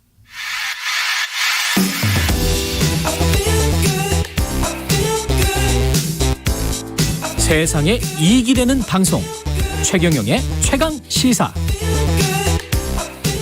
네, 이번 주 일요일이죠. 오는 9일 576돌 한글날입니다. 잘 아시죠? 한류 열풍과 함께 세계적으로 한글에 대한 관심도 높아지고 있습니다. 인도네시아 소수민족 찌아찌아족이 사는 부톰 섬에 한글 학교가 문을 열었다고 하는데요. 정덕영 인도네시아 찌아찌아 한글 학교 선생님이 전화로 연결돼 있습니다. 안녕하세요. 예, 네, 안녕하세요. 예, 안녕하세요, 선생님. 찌아찌아 한글 학교가 문을 연 게 언제 문을 열었습니까? 인도네시아에서? 네, 올해 8월 25일 날 문을 열었습니다. 예, 얼마 안 됐군요. 그러면 인도네시아에서 거주하신 지는 그 정도 기간이세요? 아니면 그 전부터 계셨어요? 제가 처음 이곳 부톤섬에 들어온 것이 2010년 3월이니까 이제 12년 됐습니다. 그럼 어떻게 한글 학교 교사가 되신 거예요? 그때 막 한글을 받아들인 찌아찌아족이 한국인 한글 교사가 꼭 필요하다고 해서 제가 자원해서 들어오게 됐습니다. 그냥 2010년에 찌아찌아족이 한글을 문자로 채택을 한 거군요. 그러니까 그때. 네, 그렇습니다. 그래서 2010년에 들어가셔서 쭉 활동을 하시다가 지금은 이제 학교가 정식으로 개교를 한 겁니다. 네, 네, 그렇습니다. 예. 축하드립니다. 일단. 그 한글 학교가 문을 열었으면 뭐 규모가 좀 커집니까? 아니면 선생님이 여전히 한 분이 그렇게 가르치시는 거예요? 여기 한국인 교사로서는 저하고 예. 또 현지에서 저와 같이 이 일을 돕는 현지 교사가 또 3명 있습니다. 예. 그러면 이 한글 학교에 들어오면 찌아찌아족은 어떤 과정이 어떻게 되죠? 1학년, 2학년, 3학년 뭐 이런 게 있나요? 제가 현재 주변에 있는 학교들을 순회 교육을 하고 있습니다. 8개 학교에서 이제 한글과 이제 한국어를 가르치고 있고, 예. 이 새로 만든 한글 학교는 그동안 학교를 순회하면서 한글 교육이 이루어지고 있었는데, 예. 이 순회하는 학교에 다니지 않는 학생들은 한글 교육을 받기가 어려웠습니다. 예, 그래서 누구나 오면 배울 수 있는 이제 한글 학교가 필요했고, 때마침 후원을 받아서 학교를 세우게 되었습니다. 학생들 규모는 어느 정도 되나요? 8개 학교와 새로 세운 한글 학교 학생을 다 합하면 한 600명 정도 됩니다. 600명 정도? 어유, 진짜 많네요. 그러면 연령대는 성인들도 계세요, 혹시? 그냥 학생들이에요? 주로 이제 학생들이 많이 오는데요. 네. 원한다면 뭐 성인들도 지금 와서 공부할 수 있도록 그렇게 하고 있습니다. 그러면 이분들은 그 한글이라는 문자를 배우고 한국 말도 할 수 있습니까? 과정을 이수하면? 이 한글 학교에서는 지금 그 한글과 함께 한국어도 반을 분리해서 또 따로 가르치고 있습니다. 그렇군요. 이게 한글을 자신들의 문자로 선택을 한 이유가 뭘까요? 찌아찌아족이 그때 2010년에? 부폰섬에는 불과 한 50여 년 전에는 30여 개의 무문자 소수민족들이 살고 있었는데요. 예. 지금은 10여 개 민족만이 살고 있다고 합니다. 이 문자가 없기 때문인데요. 예. 문자가 없는 말은 사라지게 마련이고, 그렇죠. 또 문자와 말이 없으면 그 민족도 같은 운명의 길을 걷게 됩니다. 그렇죠. 예, 그래서 찌아찌아 민족은 그들의 역사와 문화를 글로 적어서 보존할 수 있도록 한글을 받아들이게 되었다고 생각합니다. 그 유엔에서 나온 다큐멘터리를 보니까 이렇게 문자가 없어서 말이 사라져버리는 민족들도 굉장히 많더라고요. 부족들이. 예, 이 지구상에는 한 7,000개의 언어가 존재한다고 되어 있는데요. 예. 유네스코에서는 발표하기를 지금도 2주에 하나꼴로 언어가 이 지구상에서 사라지고 있다고 합니다. 그렇군요. 그러니까 우리나라 말 한글이라는 게 이게 얼마나 소중한 겁니까? 소중하고 아주 대단하다고 생각합니다. 진짜 대단한 거죠. 예. 그 찌아찌아족 반응은 어떻습니까? 좀 그 배우기에 쉬워합니까? 재밌어 합니까? 아무래도 이제 처음 접하는 글이니까 좀 생소하게 생각도 이제 들게 마련인데요. 예. 그래도 제가 오기 전부터 한글이 들어오기 전부터 이제 K-팝이라든지 또 한국 드라마라든지 이른바 그 한류에 친숙해 있어서 금방 그 한글 교육에 적응해가는 걸 볼 수 있고요. 예. 아이들이 또 그 한글을 배우면서 꼬딱꼬딱이라고 하면서 재미있어하고 신기해해요. 꼬딱꼬딱이 네. 재미있다는 이야기예요? 예. 아니요, 꼬딱꼬딱이 이제 글자가 이제 네모나고 이제 각이 졌다 이런 뜻입니다. 꼬딱꼬딱. 예. 예, 한글이 이렇게 네모나게 생겼어요. 그렇죠, 그렇죠. 예. 그 한글을 가르치면서 또 몰랐던 점을 오히려 배우게 되는 그런 측면도 있을 것 같은데 어떻게?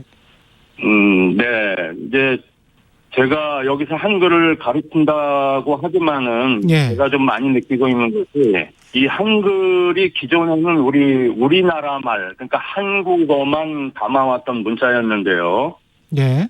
이곳에 와서 이제 한글 교육을 하다 보니까 다른 나라, 다른 민족의 말도 적을 수 있고 읽을 수 있게 한다는 것이 저로서도 아주 새삼스럽고 신기하게 느껴집니다. 멋지네.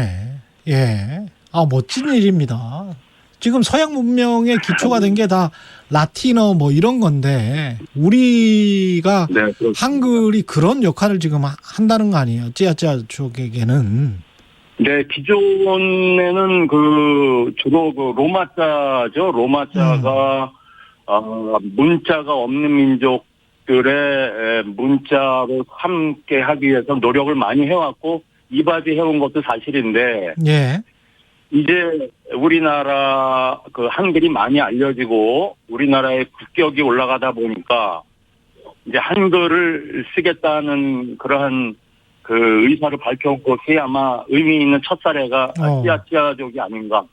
예, 그래서 한글에 대해서 대단히 자부심도 느끼면서 한편으로는 사명감도 느끼고 있고 즐겁고 보람 있게 이 일을 해나가고 있습니다. 뭐 제도적으로 좀 뒷받침이 됐으면 좋겠다 아니면 지원이 좀 더 필요하다 이런 부분들은 없어요? 지금까지 이곳에서의 한글 나눔은 뜻을 같이 하는 사람들의 소액 기부로 이루어져 왔습니다. 예. 네. 그러나 이제 한글 사용이 더 확대되어서 많은 사람들이 누구나 일상적으로 사용할 수 있는 문자가 되게 하기 위해서는 개인의 활동과 노력으로는 이제 한계가 있습니다. 그럼요. 예. 예, 앞으로는 좀 체계화된 조직이 이 일을 수행해 나가야 된다고 생각합니다. 예. 앞으로 그러면은 거기에 계속 고주하면서 한글을 가르치실 예정인 거죠? 앞으로 계획도 좀 설명을 해 주십시오, 선생님. 예. 저는 이제 지금까지 해왔던 대로 현지 학교 한글 교육을 이제 지속하는 한편, 예. 한글 교사 양성 과정을 통해서 교사를 좀 더 확보해야 되고, 또 교재 개발도 하고, 또 사라져가는 삐아짜 보존을 위해서 어떠한 것이 필요한지 이 뜻 있는 현지인 그 교사와 학자와 또 많은 학생들과 의논을 해서 대책을 세워나갈 생각입니다. 예, 알겠습니다. 여기까지 듣겠습니다. 한글날 특집으로 정덕영 인도네시아 찌아찌아 한글학교 선생님 만나 뵙습니다. 고맙습니다. 고맙습니다. 이른 아침 작은 새들 노랫소리 들려오면 이른 아침 작은 새들, 예, 아이유 가을 하늘 듣고 계시죠? 순 우리말로 만든 가사가 그렇다고 합니다. 아이유의 가을 하늘 들으시면서 10월 7일 금요일 KBS 1라디오 최경영의 최강시사 마치겠습니다. 저는 다음 주 월요일 아침 7시 20분에 다시 돌아오겠습니다. 고맙습니다. 빼꼼히 창밖을 내다보니 3, 4, 5 아이들은 제잘되며 학교 가고 산책 갔다 오시는 아버지의 양손에는 효과를 알 수 없는 약수가 하나 가득 딸각딸각 아침 짓는 어머니의 분주함과 엉금엉금 냉수 찾는 그 아들의 게으름이 상큼하고 깨끗한 아침의 향기와 구수하게 밥 든드는 냄새가 어우러진